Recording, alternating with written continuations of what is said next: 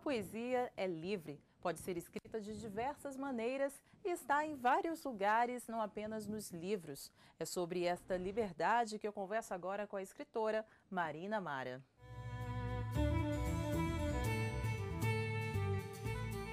A brasiliense Marina Mara sempre brincou com as palavras. Dos cadernos de poesia que escrevia na escola, passou a investir em concursos literários.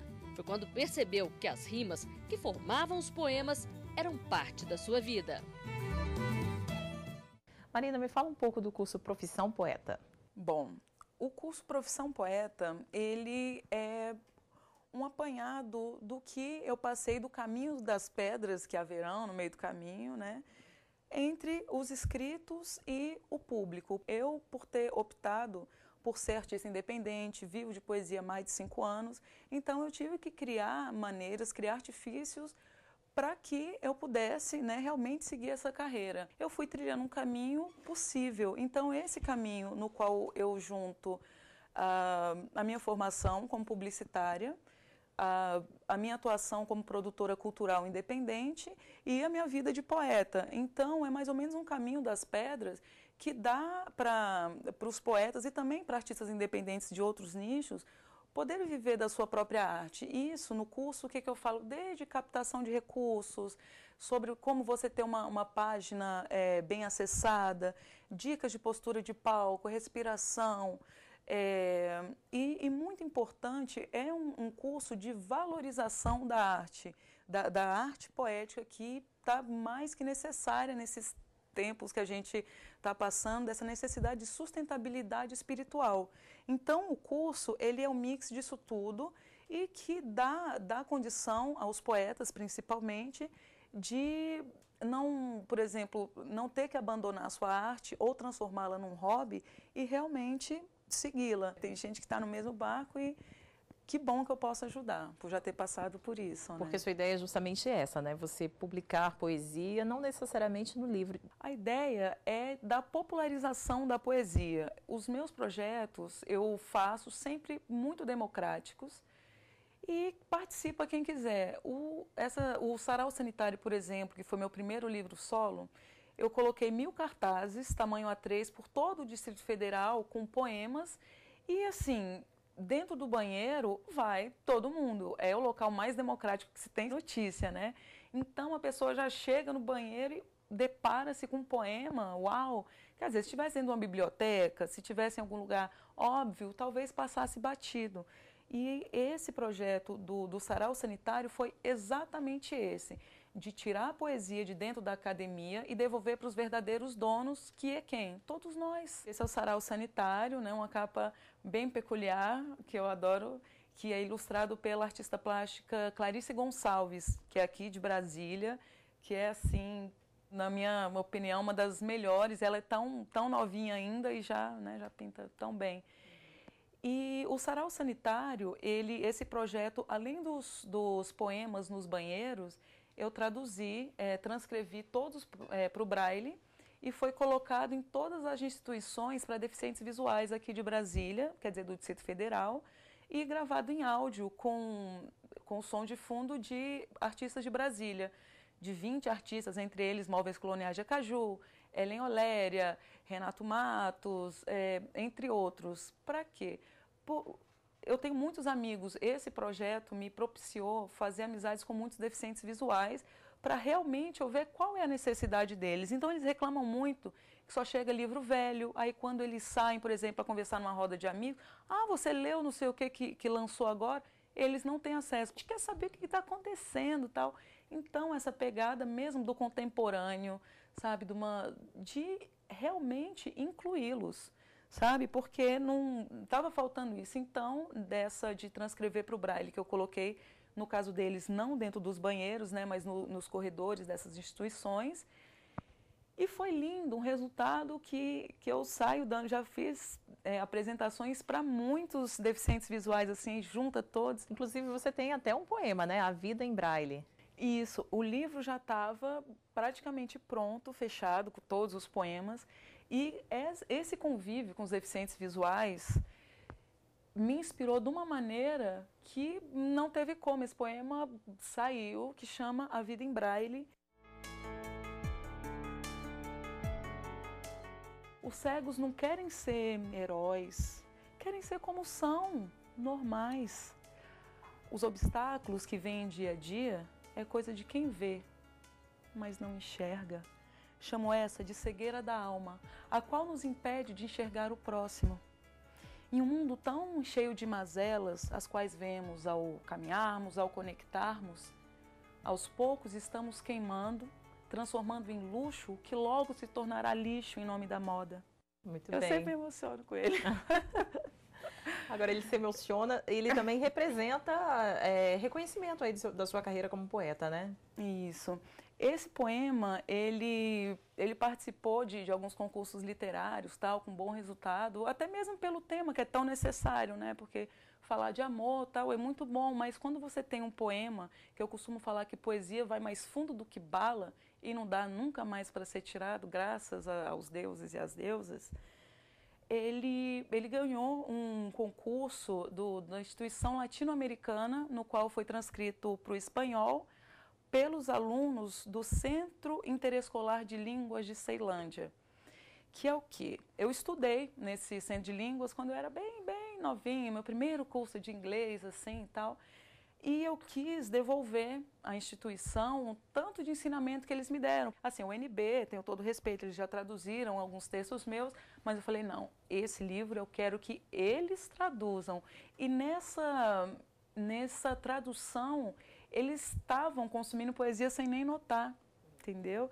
Então, foi um presente para mim. Eles, mas por que a gente? Eu falei, nossa, porque vocês são os melhores. Gratidão por vocês estarem, né, topando essa empreitada poética. Marina, como a poesia tem esse poder de interferir no dia a dia das pessoas? Eu costumo falar assim, sabe quando criança, eu não quero comer o verde, eu não quero comer isso. Aí a mãe vai lá, bate, mistura ali no meio, a criança acaba comendo, faz uma carinha, né, de bichinho. Olha que lindo, o nariz do arrozinho e come a cenoura, porque não é a cenoura, né, que ele diz que não gosta. Na nossa época, quando a gente foi estudar poesia na escola, era de forma obrigatória. Então hoje, tem muita gente, eu não gosto de poesia, e nem conhece, ou tem aquele ranço de como que foi passado para ele na época da escola, né? E além disso, essa outra questão de ser essa formalidade de academia que não tem nada a ver com poesia, né? Porque poesia é o dia a dia, é a sutileza das coisas, né? Poema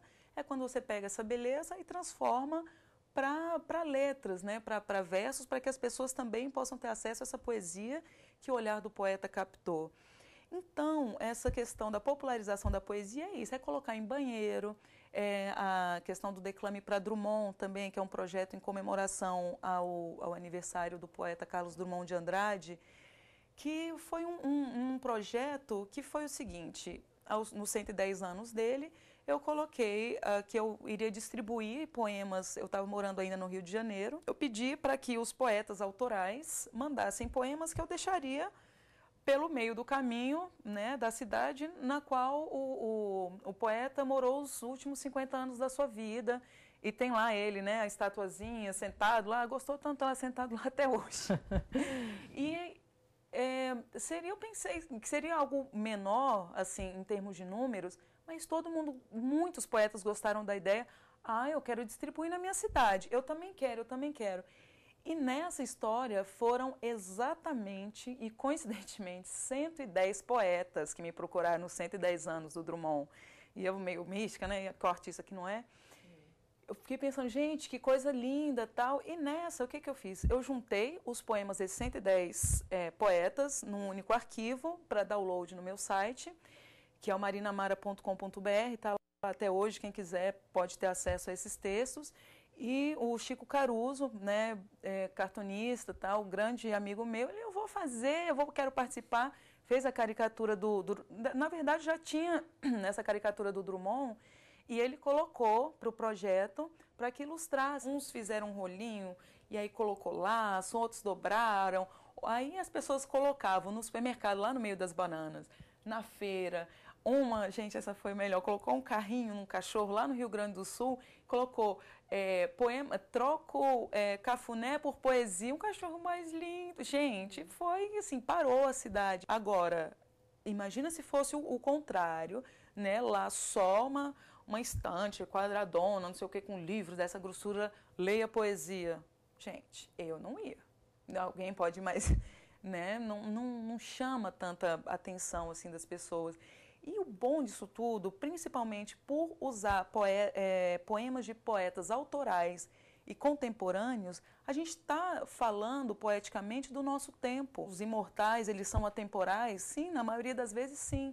Mas é muito importante falar, por exemplo, termos e temas da atualidade. Eu recruto poetas, me falou que é poeta, eu já cato, põe debaixo do braço, falo, olha, tá, esse é o poeta tal, escreve muito bem, porque eu acho que é obrigação dos poetas apoiarem os outros poetas para que a gente realmente tenha tenha uma cena poética, principalmente de formação de público, para as pessoas verem que poesia não é chato, poesia não é coisa do passado, não é algo de dentro das academias, das bibliotecas. Não, poesia é no dia a dia. E o poeta que quiser te encontrar, procura pelo site. Isso, tem tudo lá no www.marinamara.com.br e lá eu faço até questão de colocar, por exemplo, o meu livro, quando eu lancei, antes mesmo de estar nas livrarias, eu coloquei para download grátis.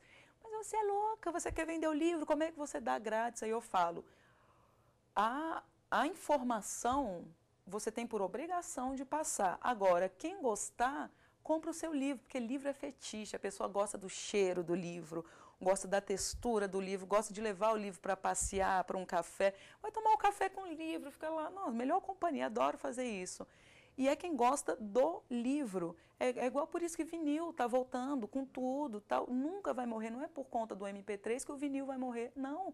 O vinil né, hoje é vintage, uau, quem tem um vinil em casa é demais, é como a máquina de escrever. Está todo mundo comprando máquina de escrever de novo, porque é o feito à mão, é essa sutileza que, né, tanta modernidade acabou fazendo com que tudo se igualasse e perdesse a essência. Então a gente está, né, no caminho retornando para ver o que realmente vale a pena, então é hora e a vez da poesia. Muito bem, Marina, muito obrigada pela sua participação aqui na TV Justiça. Eu que agradeço. E o Iluminuras não terminou. No próximo bloco eu volto conversando com o advogado Nélio Machado. Não saia daí.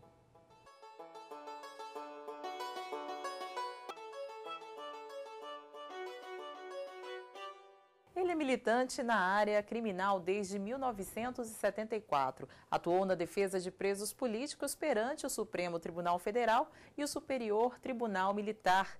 Eu converso agora com o advogado Nélio Machado. Nélio, suas obras são livros aí teóricos, mas baseados já na prática, né? Como foi? Como surgiram? Na realidade, eu sou advogado, não sou literato e nem professor.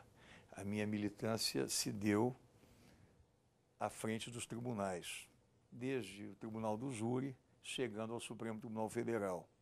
Muito moço ainda, quando o Brasil ainda vivia um ambiente ditatorial, eu militei muito na Justiça Militar, participando da defesa de perseguidos políticos. E naquela época havia a possibilidade de chegar ao Supremo, através de recurso ordinário. E o que eu publiquei, na realidade, são casos profissionais que foram discutidos pelas cortes brasileiras, muitos desses casos pelo Supremo Tribunal Federal, e eu reproduzo o que eu postulei e a forma pela qual os magistrados decidiram aquelas demandas. Então, um amigo meu, filho do ministro Xavier de Albuquerque, um dos luminares que já ocuparam a cátedra do Supremo, o Aloysio Xavier de Albuquerque, ele até brincava comigo, Nélio, quando é que você vai escrever um livro? Porque isso que você escreve não é livro, isso é a demonstração de casos que você vivenciou. E eu respondi, bom, se literatura é vida e se na justiça os dramas humanos são postos para deliberação das pessoas que têm essa gravíssima responsabilidade de decidir o destino dos seus semelhantes, eu diria que acabam sendo literatura também, porque se é vida, literatura é. Inclusive, há um caso de um promotor amigo seu que foi para o interior e viu que a descrição da vida das pessoas é realmente a literatura, né? É uma história curiosa. Eu defendi um magistrado que teve um problema sério e o promotor era um senhor. E ele então me disse que gostava muito de ler, era um leitor quanto mais, e descobriu, sendo promotor no interior, como se ele fosse uma espécie de Dostoiévski, que ali ele colhia experiências mais ricas do que aquelas que ele obtinha pela própria literatura que ele absorvia no seu cotidiano. Então foi interessante, o caso se prestava a revelar de algum modo os dramas humanos semelhantes a esses que a gente vê no que se publica e que retrata, em última análise, as vicissitudes da existência humana, com seus percalços, com os seus momentos culminantes, que devem ser exaltados, e os momentos também mais torpes, porque o homem é capaz de tudo, né? O homem é lobo do homem e o homem também é o bom selvagem, né? Se a gente recorrer às imagens de Hobbes e de Rousseau. E qual a importância para você, como advogado, desse conhecimento literário e também da literatura como um todo? Bom, a arma do advogado é a caneta e a voz. E para que se fale adequadamente, para que se escreva corretamente, o domínio do vernáculo é fundamental.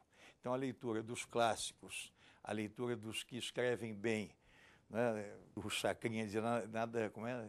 Quem não se comunica se trumbica.